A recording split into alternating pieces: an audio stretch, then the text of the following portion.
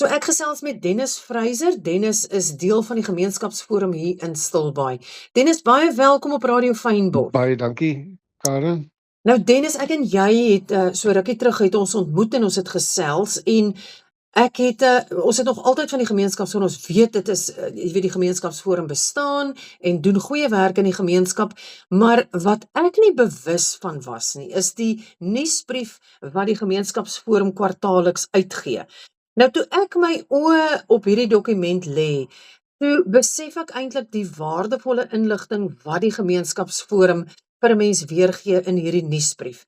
So Dennis, ek het dit goed gedink om vir ons luisteraars net so bietjie in baie breedvoerig net vir ons luisteraars te sê wat die tipe inhoud is wat jy kan verwag om te ontvang van die gemeenskapsforum sou jy aansluit by die gemeenskapsforum. Is dit reg? Dis reg en ek sal vir jou graag verduidelik. So eerstens wat my opgeval het, daar is omtrent meer as 10 punte in hierdie gemeenskapsforum in die inhoudsopgawe.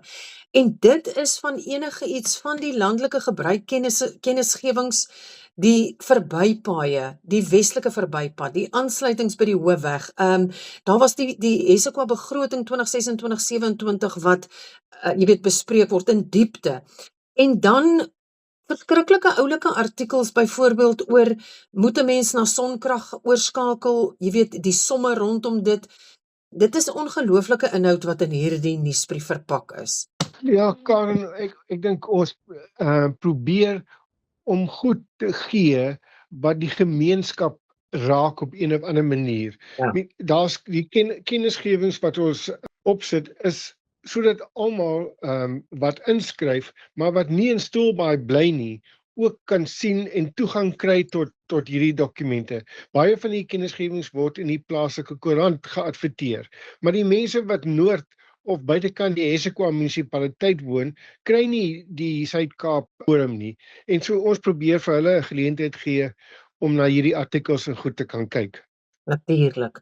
En dit is wonderlik, want dit is soos ons vroeër gesê het ook, ons word die stem van die gemeenskap, deur die gemeenskapsforum te ondersteun, en ook ons kan deel wees van inisiatiewe en van 'n klomp dinge in die gemeenskap. Jy weet, dit is eintlik 'n effektiewe manier om betrokke te raak by jou gemeenskap.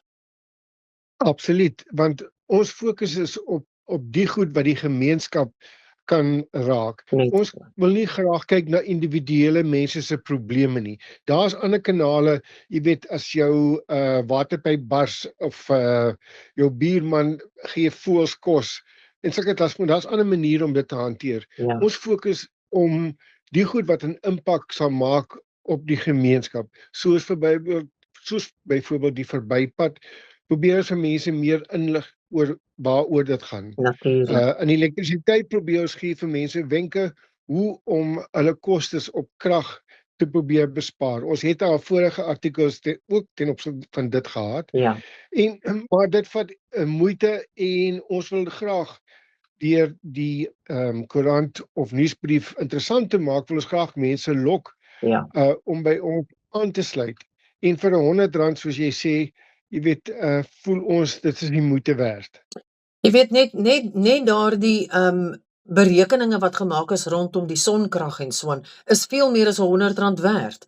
So, jy weet, want op die ou einde van die dag sê dit vir jou in diepte die besparing wat jy gaan maak en jy weet wat jy te wagte kan wees. So, ek dink dit is 'n ongelooflike inisiatief.